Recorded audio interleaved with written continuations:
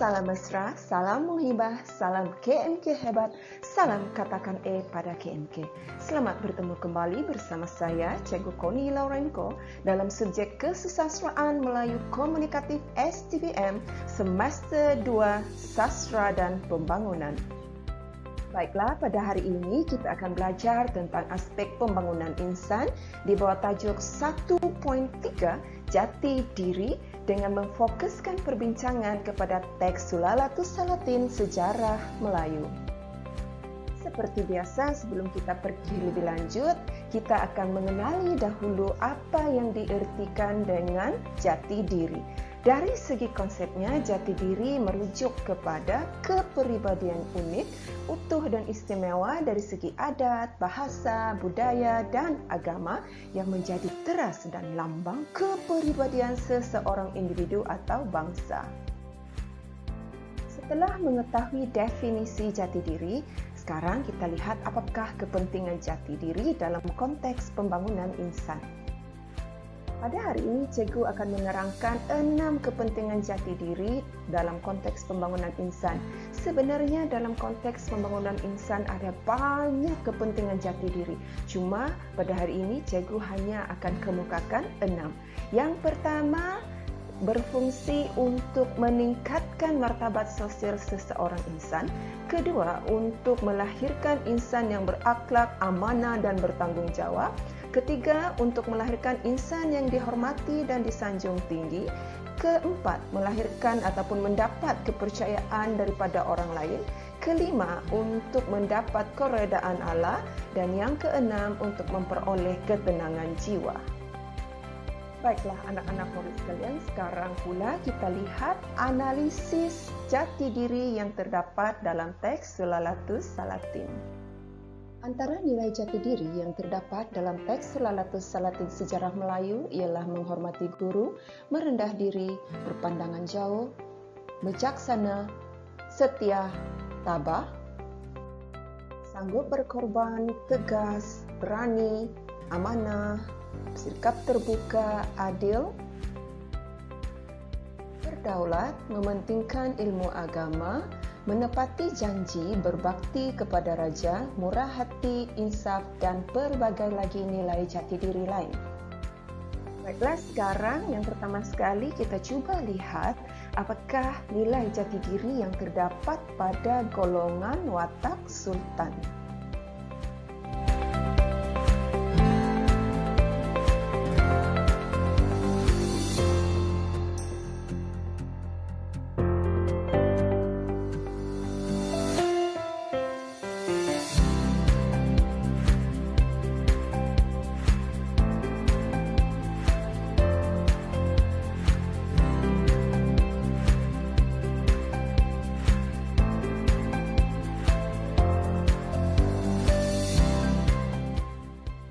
Seterusnya, mari kita lihat nilai jati diri yang terdapat pada watak golongan pembesar dengan memfokuskan perbincangan kepada watak Bendahara Paduka Raja Tun Perak, Bendahara Sri Maharaja Tun Mutahir, dan Laksamana Hang Tuah.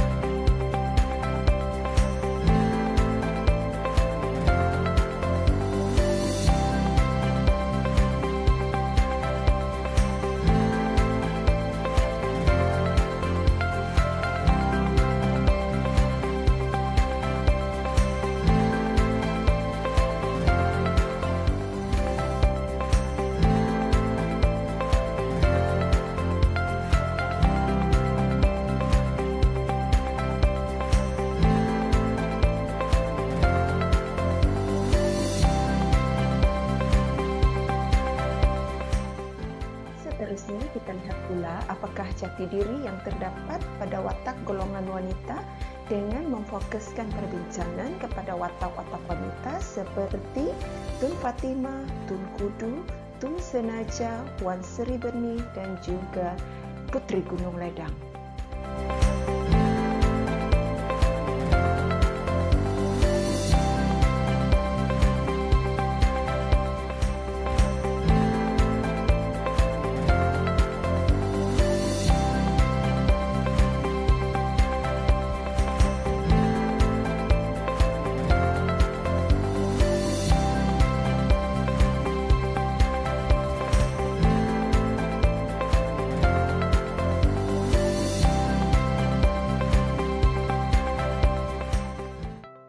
seperti biasa, cikgu akan kemukakan contoh soalan untuk kita bincangkan bersama-sama. Tun Perak dalam teks Sulalatus Salatin Sejarah Melayu digambarkan sebagai seorang tokoh yang mempunyai jati diri yang unggul. Bincangkan bagaimana jati diri tokoh ini dapat dimanfaatkan dalam kehidupan anda 25 markah. Baik, seperti biasa sebelum pelajar mula menjawab soalan, langkah pertama yang pelajar perlu lakukan ialah membuat analisis soalan. Antara perkara yang pelajar perlu keluarkan dalam analisis soalan ini ialah yang pertama, kemukakan atau kenal pasti bentuk soalan. Bentuk soalan ini adalah soalan tunggal dengan memperuntukkan 25 markah. Artinya kalau soalan tunggal, pelajar perlu mengemukakan jawapan dalam 7 perenggan, iaitu 1 perenggan pengenalan, 5 perenggan isi dan 1 perenggan penutup. Yang kedua, calon perlu mengenal pasti kata tugas soalan. Dalam hal ini, kata tugas soalan ialah bincangkan. Artinya, setiap perenggan isi pelajar perlu terdiri daripada 5 perkara, iaitu fakta, huraian pro fakta, huraian kontra fakta, contoh dan kesimpulan kecil. Kemudian yang ketiga, calon perlu mengetahui skop soalan. Dalam hal ini, skop soalan adalah jati diri. Kemudian yang keempat, calon perlu mengenal pasti watak kajian. Dalam hal ini, watak yang dijadikan fokus dalam jawapan ialah Tun Perak. Yang kelima, pelajar perlu mengetahui aspek pembangunan yang terdapat dalam soalan, iaitu dalam soalan ini, pelajar perlu ingat bahawa aspek pembangunan yang dikaji ialah pembangunan insan. Dan yang keenam, calon perlu mengaitkan jawapan ini setiap huraian pro, huraian kontra dan kesimpulan kecil itu dengan diri mereka sendiri, iaitu dengan meletakkan perkataan saya pada huraian pro, huraian kontra dan kesimpulan kecil. Setelah ke-6 perkara ini dianalisis, barulah kita katakan pelajar telah sempurna menjalankan analisis soalan dan dapat merancang jawapan mereka yang seterusnya. Baiklah, seterusnya pelajar perlu membuat analisis isi. Analisis isi ini dilakukan berdasarkan kata tugas soalan. Seperti yang telah cikgu nyatakan tadi, kata tugas soalan ini ialah bincangkan. Oleh sebab bincangkan, maka jawapan pelajar perlu terdiri daripada 5 unsur, iaitu fakta, huraian pro fakta, huraian kontra fakta, contoh dan kesimpulan kecil. Jadi apakah yang perlu pelajar kemukakan dalam setiap unsur ini? Baik, kita lihat pada bahagian fakta, pelajar perlu menyatakan nilai jati diri yang terdapat pada watak Tun Perak. Sebagai contoh, nilai setia. Kemudian pada huraian pro, pelajar perlu menyatakan apakah kepentingan nilai jati diri pada fakta itu tadi, iaitu setia, kepada diri pelajar sendiri. Kaitkan dengan diri pelajar itu sendiri dengan menggunakan perkataan saya. Okey. Jadi pelajar di sini perlu menyatakan pentingnya nilai setia pada diri pelajar sendiri. Okey, yang ketiga, huraian kontra. Dalam huraian kontra, pelajar mesti mengemukakan kesan jika nilai jati diri ini tidak diamalkan oleh pelajar dan gunakan perkataan saya di dalam huraian kontra kerana pelajar perlu mengaitkan huraian kontra ini dengan diri pelajar sendiri. Kemudian yang keempat, contoh. Pada bahagian contoh, pelajar mesti mengemukakan contoh peristiwa di dalam teks Sulalatus Salatin yang menunjukkan, yang membuktikan bahawa Tun Perak mengamalkan nilai jati diri setia. Okey, kemudian contoh ini perlu jelas terdapat pada watak Tun Perak berdasarkan teks Sulalatus Salatin. Kemudian yang kelima ialah kesimpulan kecil. Dalam kesimpulan kecil, pelajar perlu membuat penegasan idea yang berbentuk cadangan dan harapan dan memastikan cadangan dan harapan ini dikaitkan dengan diri pelajar sendiri melalui penggunaan perkataan saya. Jadi, pelajar boleh guna Semula, perkataan setia sebagai fakta itu tadi dan kemukakan kepentingan setia itu kaitkan dengan diri pelajar dan kesannya terhadap pembangunan diri pelajar.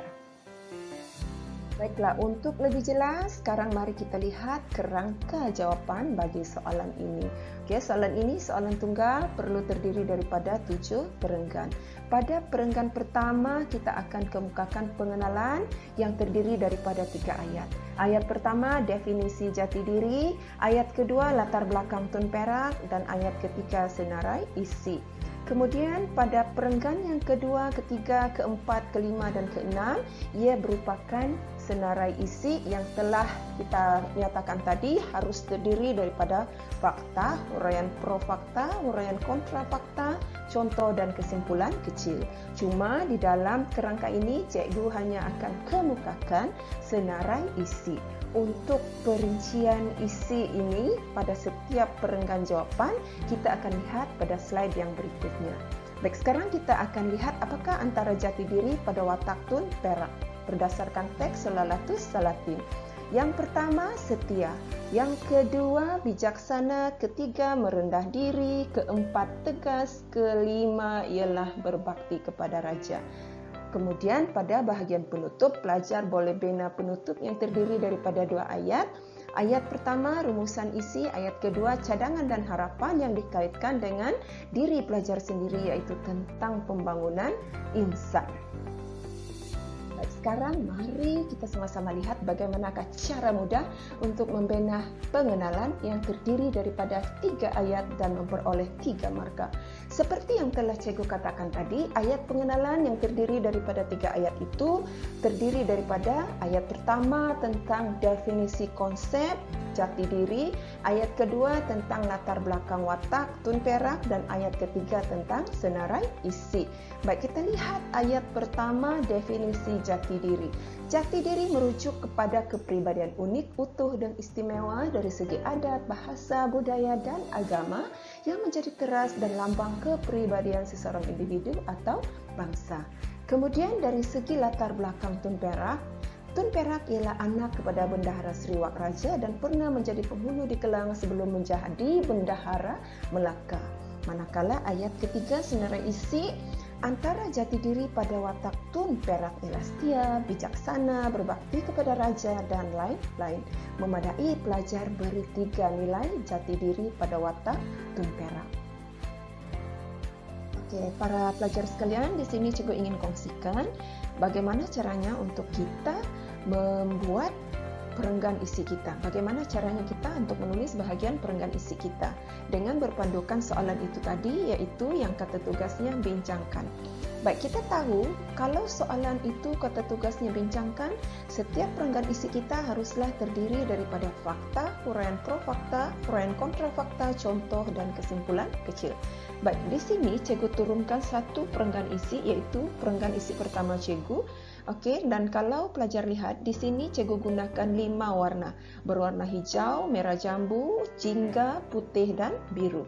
Baik, yang berwarna hijau ini sebenarnya ialah merujuk kepada fakta, yang berwarna merah jambu ini merujuk kepada huraian pro fakta, warna oranye atau jingga merujuk kepada huraian kontra fakta, warna putih merujuk kepada contoh peristiwa, dan yang berwarna biru merujuk kepada kesimpulan kecil. Baik, kita lihat ya. Tetapi sebelum cikgu pergi lebih jauh, sukacita cikgu ingin ingatkan kepada pelajar, soalan kita tadi itu dia adalah satu soalan yang spesial, yang istimewa. Kerana apa? Soalan ini meminta pelajar untuk mengaitkan nilai jati diri pada watak Tun Perak dengan diri pelajar itu sendiri. Jadi ertinya dalam jawapan pelajar perlu guna perkataan saya. Di mana letaknya perkataan saya ini ialah pada huraian perbincangan, iaitu pada huraian pro, huraian kontra dan kesimpulan kecil. Baik, sekarang kita pergi satu persatu. Yang pertama, nilai jati diri setia. Okey, itu fakta.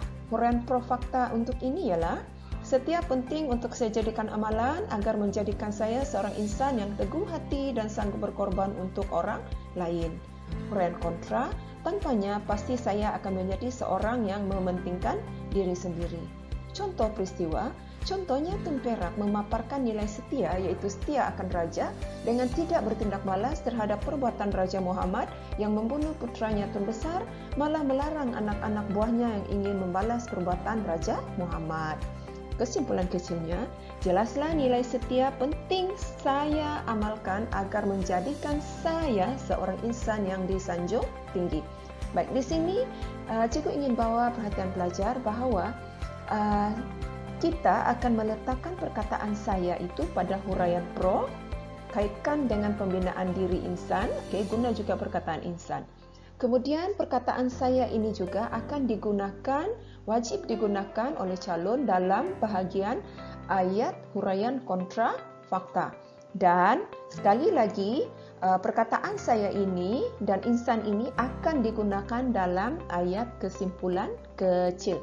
Okey, jadi cikgu harap para pelajar ingat, sebab soalan ini meminta pelajar mengaitkan nilai jati diri Tun Perak dengan diri pelajar sendiri. Sekiranya pelajar tidak memasukkan ataupun mengaitkan nilai ini dengan diri pelajar sendiri, ataupun pelajar tidak menulis perkataan saya dalam huraian pro, huraian kontra dan kesimpulan kecil, pelajar akan kehilangan markah pada huraian perbincangan dan kesimpulan kecil.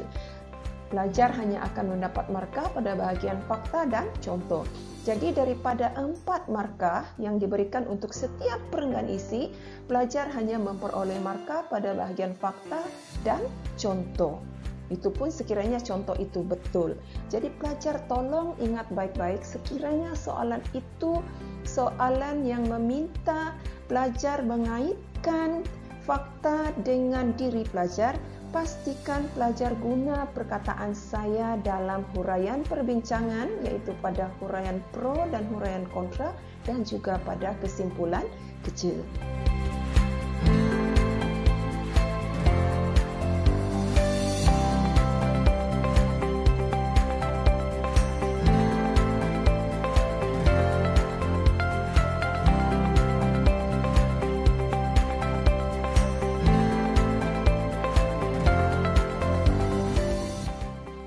Setelah tadi kita telah lihat bagaimana cara untuk membina perenggan pertama, iaitu perenggan pengenalan, perenggan kedua hingga perenggan keenam untuk perenggan isi, maka sekarang mari kita lihat bagaimana caranya untuk kita bina perenggan terakhir kita, perenggan ketujuh kita, iaitu perenggan penutup kita dalam bentuk 2 ayat. Okey, seperti yang telah cikgu nyatakan tadi, pada perenggan penutup 2 ayat boleh digunakan. Ayat pertama rumusan isi, ayat kedua tentang cadangan dan harapan yang dikaitkan dengan diri pelajar sendiri dan dikaitkan dengan aspek pembangunan insan. Baik, yang pertama kita lihat ayat rumusan isi. Kesimpulannya, Tun Perak memaparkan pelbagai nilai jati diri seperti setia, merendah diri, tegas dan lain-lain yang memainkan peranan penting dalam pembangunan diri seseorang insan. Ayat kedua, setiap insan, terutamanya saya, haruslah mencontohi jati diri pada watak Tun Perak ini agar menjadikan saya seorang insan yang berkepribadian unggul dan dipandang tinggi. Ini cara mudah untuk membina 2 ayat untuk bahagian penutup dan memperoleh 2 markah.